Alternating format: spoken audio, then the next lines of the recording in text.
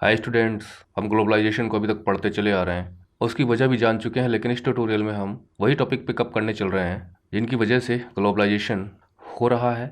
Means factors that have enabled globalization, मतलब वो कौन से कारक हैं, वो कौन सी वजह हैं, वो कौन से कारण हैं, वो कौन सी चीज़ें हैं, कौन से फैक्टर्स हैं दैट आर प्रमोटिंग ग्लोबलाइजेशन, जिनकी वजह से ग्लोबलाइजेशन तेज़ी से बढ़ रहा है। That is rapid integration of countries and markets are taking place.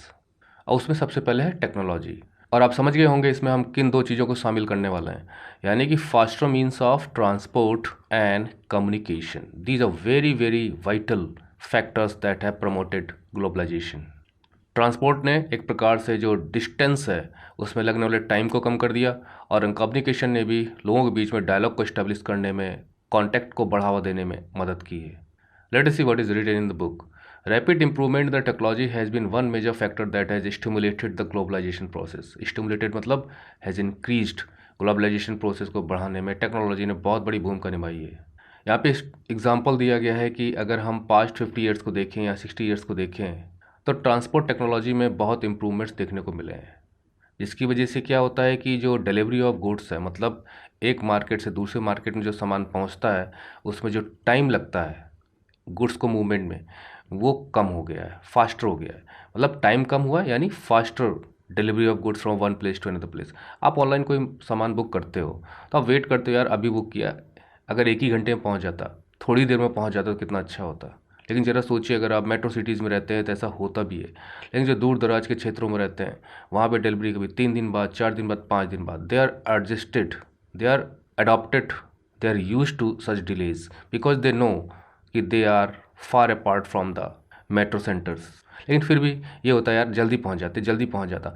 ये होता है डिलीवरी ऑफ गुड्स फास्टर। इसकी वजह है ट्रांसपोर्ट। नाउ लॉन्ग डिस्टेंसेस को ये faster means of transport cover करता है, वो भी लोअर कॉस्ट पे।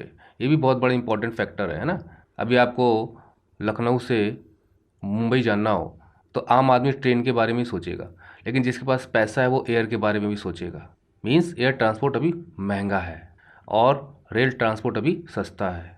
तो लॉन्गर डिस्टेंसेस को कवर करना, फास्टर डिलीवरी ऑफ गुड्स, वो भी लोअर कॉस्ट में, ये संभव हो पाया है टेक्नोलॉजी की वजह से। अब यहाँ पे देखिए एग्जांपल दिया गया containers for transport of goods. देखिए कंटेनर्स जो होते हैं बड़े बड़े बॉक्स होते हैं इस टाइप के। तो अब कोई भी सामान आपको रखना हो तो आप डायरेक्टली सामान को उठा उठा कर रखने की बजाय आप कार्टन में रख दीजिए, और उसके बाद उस कार्टन को पैक करके आप ले जाकर कहीं पे भी मूव कर सकते हो। यानी अगर आपने एक बार कार्टन में सामान रख दिया तो अब आपको कार्टन को मूव करना है, इसके अंदर के सामान को मूव नहीं करना है। तो एक कंटेनर शिप्स होते हैं। ज़रा बताइए, एग्जांपल दीजिए। हमारे यहाँ कंटेनर शिप्स का एक बहुत ही पॉपुलर पोर्ट कौन सा है? जवाहरलाल नेहरू, इसे नावा शेवा पोर्ट भी कहा जाता था पहले। ये ज्योग्राफी मैंने आपको पढ़ाया है। तो ये कंटेनर शिप है। तो कंटेनर्स में गुड्स को रखा जाता है, लोड किया जाता है, जिसकी वजह से जो सामान अंदर होता है वो वैसा का वैसे ही रहता है जैसे कंटेनर में रखा जाता है। That is it is written here intact. तो जहाज़ों पे, रेलवेज़ पे, प्लेन्स पर, ट्रक्स पे इनको लादा जाता है, जिससे कि जो पोर्ट की हैंडलिंग कॉस्ट है वो काफ़ी कम हो गई है ना। क्योंकि अगर आपको यहाँ से अभी कहीं इसको कहीं और ले जाना है तो आपको बहुत आसानी से आप इसे पकड़ के ले जा सकते हैं। पहले ऐसा नहीं था, पहले सामान को ही उठा उठा के ले जाकर रखना पड़ता था। तो कंटेनर की वजह से टाइम की भी बचत होती है, कॉस्ट की भी बचत होती है, और increase the speed with which exports can reach markets. और एक्सपोर्ट्स भी अब मार्केट्स में आसानी से पहुंच सकते हैं। और एयर ट्रांसपोर्ट की भी कॉस्ट गिरी है, मतलब पहले की अपेक्षा तो गिरी है, जिसकी वजह से जो ग्रेटर वॉल्यूम्स ऑफ गुड्स हैं वो एयरलाइन से भी ट्रांसपोर्ट हो रहे हैं। मतलब अगर एयरवेज से भी जा सकते हैं सामान तो उनके जरिए भी भेज दिया जाता है। हाँ, ये याद रखिएगा, जो ट्रांसपोर्टेशन कॉस्ट होती है ये कहीं ना कहीं उसके प्राइस को बढ़ाने में मदद भी करती है। इसलिए जो कंपनीज होती हैं, एमएनसीज होती हैं, वो सोचती हैं मेरा जो ट्रांजैक्शन कॉस्ट है और ट्रांसपोर्टेशन कॉस्ट है वो कम से कम हो। वो सब कुछ हम पढ़ चुके हैं कि वो लोकेट कहाँ होती हैं जाके। तो ट्रांसपोर्ट तो पढ़ लिया। इवन मोर रिमार्केबल, उससे भी ज़्यादा चमत्कारिक जो इफ़ेक्ट ग्लोबलाइजेशन पे पड़ता है वो है इंफॉर्मेशन एंड टेक्नोलॉजी का जो डेवलपमेंट हो रहा है, विकास हो रहा है। और कहते भी लोग कि आजकल का तो आईटी का युग है भाई। अभी आप यूट्यूब के माध्यम से इस वीडियो को देख रहे हैं, this is also an example of development in IT sector. ऐसे ऐसे सॉफ्टवेयर्स, ऐसे ऐसे एप्लीकेशंस डेवलप हो रही जो कमाल करती हैं। और अब तो आर्टिफिशियल इंटेलिजेंस चल रहा है, यानी कहाँ ले जाके छोड़ेगा हम लोगों को। एनीवे, इन रिसेंट टाइम्स अगर हम पिछले कुछ वर्षों की बात करें तो ये जो टेक्नोलॉजी है ना टेलीकम्युनिकेशन के क्षेत्र में, मतलब संचार के क्षेत्र में, मतलब एक बात को दूसरी जगह पहुंचाना हो तो ये जो टेक्नोलॉजी यूज़ होगी ना, इसमें जो डेवलपमेंट हो रहे हैं, मतलब कन्वेइंग मैसेजेस, मीडियाज़ एट्सेट्रा, उनकी बात हम कर रहे हैं, जिसमें कंप्यूटर्स का यूज़ होता है, इंटरनेट का यूज़ होता है। ये बहुत तेज़ी से पूरी दुनिया में ग्लोबलाइजेशन को बढ़ावा दे रहा है। तो टेलीकम्युनिकेशन जो फैसिलिटीज़ है, जैसे टेलीग्राफ है, टेलीफोन है ना, मोबाइल फ़ोन्स तो घर घर हाई हैं। फैक्स है, आपने सुना होगा किस प्रकार से हम फैक्स से भी मैसेज भेज सकते हैं। तो लोग इनका यूज़ करते हैं दुनिया भर में कांटेक्ट करने के लिए, अनदर कोई दूसरे व्यक्ति से कांटेक्ट करना हो अराउंड द वर्ल्ड। तो कोई भी सूचना हो वो बहुत आसानी से, तेज़ी से फैल जाती है दुनिया भर में।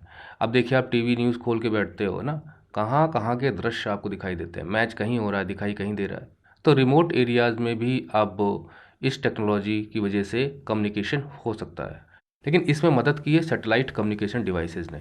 जो सरकारें सैटेलाइट्स छोड़ती हैं ना स्पेस में, तो वो मदद करती हैं इंफॉर्मेशन एंड कम्युनिकेशन टेक्नोलॉजी के प्रचार प्रसार में। As you'd be aware, computers have now entered almost every field of activity.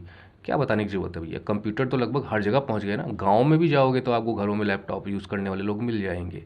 अगर उनके यहाँ कोई पढ़ने लिखने वाला है बाहर, तो जगह जगह आपको साइबर कैफ़े मिल जाएंगे। कहीं रजिस्ट्रेशन हो रहा है, कहीं फॉर्म भरा जा रहा है, कहीं पैसा ट्रांसफ़र करना है, और आपने इंटरनेट का यूज़ तो किया ही होगा। आखिर आप इंटरनेट का यूज़ करके ही तो वीडियो देख रहे हो ना। तो वहाँ पर आपको इन्फॉर्मेशन मिलती भी है, इन्फॉर्मेशन शेयर भी करते हो on almost anything you want to know. जो जानना चाहते हो आप गूगल पे सर्च करते हो, विंग पे सर्च करते हो, इंटरनेट पे ढूंढ लेते हो। किसी से कोई चीज़ शेयर करनी तो शेयर कर लेते हो। हालांकि ये तो थोड़ा सा पुराना हो गया, इसमें जोड़ना चाहिए किस प्रकार से सोशल नेटवर्किंग साइट्स कमाल कर रही हैं, यानी लोगों को नज़दीक लाकर एक पूरी वर्चुअल वर्ल्ड क्रिएट कर दे रही हैं। जैसे फेसबुक है, ट्विटर है, 1 अरब से भी ज़्यादा लोग फेसबुक पे रहते हैं। कितने एक्टिव हैं, कितने इनएक्टिव हैं, दैट इज़ डिफरेंट थिंग। लेकिन फिर भी इंटरनेट के माध्यम से सब एक जगह इकट्ठा तो हैं, एक ही दुनिया का हिस्सा है जिसका नाम है फेसबुक। डिफरेंट डिफरेंट कंट्रीज़ के लोग रहते हैं, किसी से भी आप कांटेक्ट कर सकते हो, मैसेज भेज सकते हो। यहाँ पे सिर्फ ईमेल का जिक्र है और वॉइस मेल का जिक्र है। मतलब आप ईमेल भेज सकते हो और अपनी आवाज़ को रिकॉर्ड करके भेज सकते हो दुनिया के किसी भी कोने में, वो भी नेग्लिजिबल कॉस्ट में, ना के बराबर कॉस्ट लगती है आपकी। मतलब जो इंटरनेट का कॉस्ट है आप पे करते हो, जो पर GB डेटा एट्सेट्रा, बस वही कॉस्ट कम आती है। तो इन्फॉर्मेशन टेक्नोलॉजी चीपर भी है, और इसे आप एक मोबाइल फ़ोन का यूज़ करके भी इन्फॉर्मेशन को शेयर कर सकते हो, एक दूसरे तक पहुंचा सकते हो। अब एक कार्टून यहाँ दिखा रहा है, देखो कि भाई what where is the electricity. आगे फ्यूल तो चाहिए होता है ना, इंटरनेट चलाना है तो इलेक्ट्रिसिटी तो चाहिए ही चाहिए ना। लेकिन मोबाइल फ़ोन अगर आप यूज़ कर रहे हो तो मोबाइल फ़ोन में बैटरी होती है, लेकिन अगर वो बैटरी ख़त्म हो गई तो आपको चार्ज करना पड़ेगा ना। ये जो पुराने स्टाइल का कंप्यूटर भी यहाँ दिखाया गया। एनीवे, ये कार्टून इस तरफ इशारा करता है कि इंफॉर्मेशन टेक्नोलॉजी को भी इलेक्ट्रिसिटी की ज़रूरत पड़ती है, और ये सप्लाई गवर्नमेंट के हाथ में है, वो करती है। और गवर्नमेंट इलेक्ट्रिसिटी की सप्लाई रिमोट एरियाज़ में ठीक से करती नहीं, वो सही भी है। जैसे हमने ट्रांसपोर्ट वाले में कंटेनर शिप और कंटेनर्स का एग्जांपल लिया था, यहाँ पर इंफॉर्मेशन एंड कम्युनिकेशन टेक्नोलॉजी का एग्जांपल दिया गया है कि किस प्रकार से जो प्रोडक्शन ऑफ सर्विसेज हैं, क्योंकि IT सेक्टर ना सर्विस सेक्टर है, तो सर्विसेज कैसे एक देश से दूसरे देश MNCs फैलाती हैं, यूज़ करती हैं। तो देखिए यहाँ पे दिया गया है कि एक मैगजीन है जो लंदन में छपती है। देखिए लंदन में छपती है, वहाँ बिकती है, वहाँ लोग खरीदते हैं उसको, लेकिन वास्तव में वो जो फाइनल आउटपुट निकल के आता है वो कैसे निकल के आता है। तो वास्तव में इसकी डिज़ाइन और इसकी प्रिंटिंग इंडिया में होती है। गजब। मतलब लंदन में बिकती है, वहाँ के लोग पढ़ते हैं, और डिज़ाइन प्रिंटिंग इंडिया में होती है। कैसे होता है? तो मैगजीन में जो भी छापना है, जो उसका टेक्स्ट मैटर है, वो इंटरनेट से दिल्ली ऑफिस में भेज दिया जाता है। कैसे? इंटरनेट से। इंटरनेट का यूज़ हो रहा है ना। और जो डिज़ाइनर्स हैं दिल्ली में बैठे हुए हैं, दिल्ली ऑफिस में, भाई देखिए ना, सब एक्सपर्ट होते हैं जो डिज़ाइनर्स हैं, उनको ऑर्डर प्लेस हो रहा है इस प्रकार से, आप देख रहे हैं। यानी लंदन की कंपनी लंदन में प्रोडक्शन ना करा के इंडिया में हेल्प ले रही है, क्योंकि इससे उनका कॉस्ट ऑफ प्रोडक्शन कम होगा।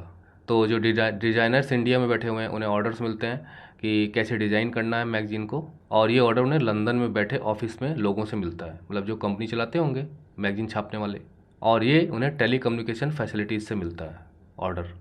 यानी मोबाइल से या फ़ोन से ऑर्डर मिलता है, और जो टेक्स्ट मैटर है वो इंटरनेट के ज़रिए भेजा जाता है। तो अब यहाँ वाले एक्टिव हो जाते हैं, फिर उसकी डिज़ाइनिंग करते हैं। कंप्यूटर पे डिज़ाइनिंग भी होती है। फ़ोटोशॉप है, कोरल ड्रॉ है ना, सॉफ्टवेयर से सब। और उसके बाद प्रिंटिंग के बाद मैगजीन को वो लोग लंदन भेज देते हैं एयर से। यहाँ ट्रांसपोर्ट का यूज़ हो गया। सब एक कॉम्प्लीमेंट्री रोल प्ले करते हैं, सब हम पढ़ चुके हैं ज्योग्राफी में, लाइफ लाइन्स ऑफ इकोनॉमी में।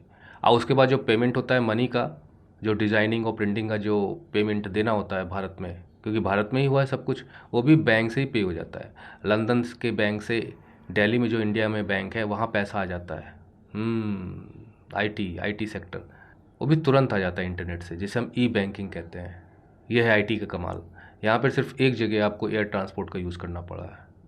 अब यहाँ पे देखिए पूछा गया है, in the above example underline the words describing the use of technology in production. अरे बहुत आसानी से हम कर सकते हैं। देखिए भाई, सबसे पहले इंटरनेट का यूज़ होता है, ठीक है।